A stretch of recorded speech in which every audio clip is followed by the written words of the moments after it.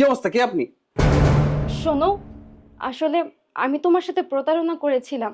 আমি তোমাকে ছেড়ে দিয়ে অন্য একজনের হাত ধরে এই বাসা থেকে চলে গিয়েছিলাম। সত্যি কথা বলতে আমি তার কাছে ভালো থাকতে পারিনি। প্লিজ আমাকে দূরে সরে দিও না, আমাকে অ্যাকসেপ্ট করো, আমি তোমার কাছেই থাকতে চাই। আজকে 2টা বছর পর এসে আমার কাছে তুমি আশ্রয় চাচ্ছ। দেখো, এটা কোনো আশ্রয় কেন্দ্র নয় যে আমি তোমাকে আশ্রয় দিব। প্লিজ, আমি জানি আমি তোমার সাথে যে অন্যায়টা করেছি তার ক্ষমার যোগ্য আমি নই, কিন্তু তারপর তুমি আমাকে মাফ করে দিও, আমাকে দূরে সরিয়ে দিও না, আমাকে প্লিজ আশ্রয় দাও। চুপ করো, অনেক কথা হয়েছে। কেন তখন মনে ছিল না? আমার সেই 4 বছরের ছোট্ট বাচ্চাটিকে ফেলে যখন আরেকটা ছেলের হাত ধরে আমার স্বর্ণ গয়না টাকা পয়সা সবকিছু নিয়ে উধাও হয়ে গেছিলে, তখন এই বাচ্চাটার কি দোষ ছিল? এখন তোমার ভুল হয়ে গেছে, কিন্তু বাচ্চাটার কি ভুল ছিল? সে মা মা করে চিৎকার করতো। কোনো উপায় না পেয়ে আমি কি করব, কোথায় যাব, কার কাছে রাখবো এই বাচ্চা? না অফিস করবো, নাকি আমি এই বাচ্চা সামলাবো? তারপরেও তোমার মন গলেনি। একটা শিশু বাচ্চাকে রেখে তুমি একটা ছেলের হাত ধরে কিভাবে চলে গেলে? হ্যাঁ আমি জানি, আমি তোমার স্বর্ণ গয়না টাকা পয়সা সবকিছু নিয়ে অন্য একটা ছেলের হাত ধরে পালিয়ে গিয়েছিলাম, কিন্তু বিশ্বাস করো সে আমার টাকা পয়সা সবকিছু খাওয়া শেষে আমাকে ছেড়ে দিয়েছে। ও আমাকে কখনোই ভালোবাসেনি, আমাকে শুধু ব্যবহার করেছে। এখন আমার কোনো কিছুই না, আমার শেষ সম্বল হিসাবে আমার একটা জামার শুধু ব্যাগ নিয়ে আমি রাস্তায় বের হয়েছি। আমি অনেকের কাছে গিয়েছি, তুমি জানো আমি 2 দিন ধরে রাস্তায় রাস্তায় ঘুরে বেড়াচ্ছি, কারো কাছে খাবারও পাচ্ছি না, 2 দিন ধরে না খেয়ে আছি। আমার শেষ সম্বল বলতে কোনো কিছুই নেই। এখন তুমি যদি আমাকে আশ্রয় না দাও আমি কোথায় যাব বলো? আমার কথা না ভেবে হলেও আমার বাচ্চাটার কথা ভেবে হলে আমাকে আশ্রয় দাও। আর আমার বাচ্চা কোথায়? ওকে আমার কাছে দাও না, ওকে অনেক দেখতে ইচ্ছে করছে। চুপ কোথায়? করো। বাচ্চার সামনে বলবা না যে তুমি এই বাচ্চার মা। আমি তোমাকে ভাত খেয়ে দিচ্ছি, আমি তোমাকে আরো টাকা পয়সা দিয়ে দিচ্ছি, তারপর আমার বাড়ি থেকে চলে যাও। আমার বাচ্চাটা তার মাকে চিৎকার করতে করতে মা মা করতে করতে একটা সময় তার মাকে ভুলে গিয়েছে। এখন আমি চাই না সে আবার অতীতকে এনে সামনে দাঁড় করায়, কারণ বাচ্চাটা মানসিকভাবে অসুস্থ হয়ে গেছে শুধু মা মা করতে করতে। আমি পারি নাই তার মাকে এনে দিতে। এমন পাষণ্ড মায়ের দরকার নেই আমার। এই রূপা, খাওয়ার ব্যবস্থা করো তো, একজন মেহমান আসছে। আর শুনো, তুমি যে আমার স্ত্রী ছিলে কোনোভাবে এটা প্রকাশ করবে না, আর আমার বাচ্চার সামনে যেন কোনো অবস্থাতে না পড়ো। যাও খেয়ে নাও। দেখো, আমি খাওয়ার জন্য আসিনি, আমি শুধু এখানে এসেছি যাতে তোমার পায়ের নিচে একটু হলেও জায়গা পাই। দেখো, আমাকে এভাবে তোমার রাখতে হবে না, আমাকে দাসী বান্দি বা চাকর হিসেবে রেখে দাও, আমি সেভাবেও থাকতে পারবো, কিন্তু আমার বাচ্চার থেকে আমাকে বঞ্চিত করো না। আমি আমার বাচ্চাকে একবার জড়িয়ে ধরতে চাই।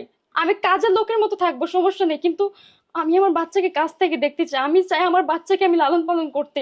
আমি কখনোই প্রকাশ করব না যে ও আমার মেয়ে। বাবা কে আইছে? জান্নাত, মা, তুই কেমন আছিস মা? জান্নাত মা, তুই তো অনেক বড় হয়ে গেছিস। মা, তুই কেমন আছিস? তুই তো অনেক অনেক বড় হয়ে গেছিস। মা তুই জানিস আমি না তোকে অনেক মিস করেছি, আমি তোকে অনেক কষ্ট দিয়েছি।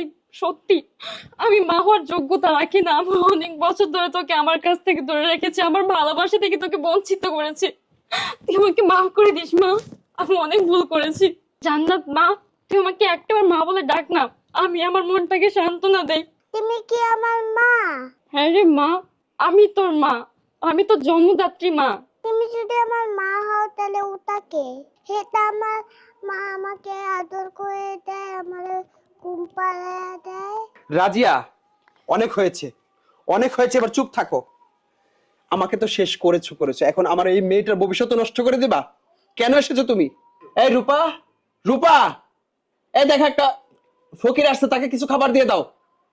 দেখো, এই পরিচয় আর কখনো দিবা না। আমার মেয়ের একটা ভবিষ্যৎ আছে, তার ভবিষ্যৎটা তুমি নষ্ট করে দিতে চাও? এই রূপা, শুনছো? আরে কে এসেছে? কার সাথে কথা বলছো? আমার কপালটাই খারাপ।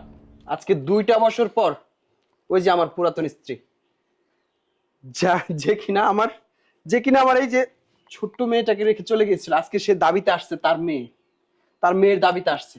এতদিন আমি লুকিয়ে রাখছিলাম যে তার মায়ের দুঃখ কষ্ট সে ভুলে গেছিল, তুমি এতটা আদর যত্ন করছো, কিন্তু আজকে সে এসে আবার পরিচয় দিচ্ছে আমার মেয়ে, আমাকে বুকে নিতে দাও একটু। আরে কি বলবো তোকে, কি অপরাধ ছিল আমার এই বাচ্চাটা, যাকে তুই এতটা কষ্ট দিয়েছিস? আজকে এখন আবার আসলি তো আমার সংসার একটা ঝামেলা পাকাইতে। যা বের হয়ে যা। এই কিছু খাবার দিয়ে তো বের হয়ে যা, যা বের হয়ে যা।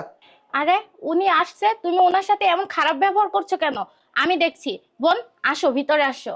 এই 2 মুঠো ভাত খেয়ে তারাই দিও, আমি চলে যাচ্ছি অফিসে। ও না আসলে একটা পাগল। আসো তো, তুমি ওর কথায় কোনো কিছু মনে করো না। আসেন ভিতরে আসেন। মা, এদিকে আসো, আসো আমার সাথে। আচ্ছা বোন, তুমি আমাকে খুলে বলো তো তোমার সাথে কি হয়েছিল? আসলে বোন, তোমাকে যে কথাটা কিভাবে বলবো, আমি না একটা ছেলেকে অনেক ভালোবাসতাম। সে আমাকে বলেছিল আমাকে বিয়ে করবে। আমি তার কথায় রাজি হয়ে আমি আমার সন্তান, আমার সংসার সবকিছু ছেড়ে আমার স্বামীর টাকা পয়সা স্বর্ণ গয়না সবকিছু নিয়ে ওই ছেলের হাত ধরে পালিয়ে গিয়েছিলাম। কিন্তু সে ছেলে আমাকে ভালোবাসেনি। যখন আমার টাকা পয়সা স্বর্ণ গয়না সবকিছু শেষ হয়ে গেল, তখন আমাকেও ছুঁড়ে ফেলে দিয়েছে। আসলে বোন, আমাদের বর্তমান সমাজটা না এমন হয়ে গেছে যে পরকীয়া আসক্ত হয়ে নিজের সংসার, স্বামী, বাচ্চা রেখে চলে যায়। কিন্তু আপনি এই কাজটা একদমই ঠিক করেননি। আপনার এতটুকু একটা বাচ্চা, আপনি একবারও চিন্তা করেন নাই যে আপনি চলে গেলে আপনার বাচ্চাটার কি হবে?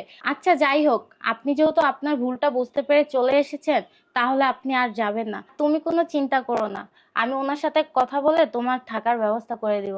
কারণ আমি বাচ্চাটাকে অনেক ভালোবাসি। আমি চাই না যে বাচ্চাটা আবার মা হারা হোক। সত্যি বোন, তুমি অনেক ভালো মনের মানুষ। তোমার মতো বোন যেন প্রত্যেকটা ঘরে ঘরে হয়। হ্যাঁ ঠিকই বলেছো। আর তোমার মতো বোন যেন কারো ঘরেই না হয়।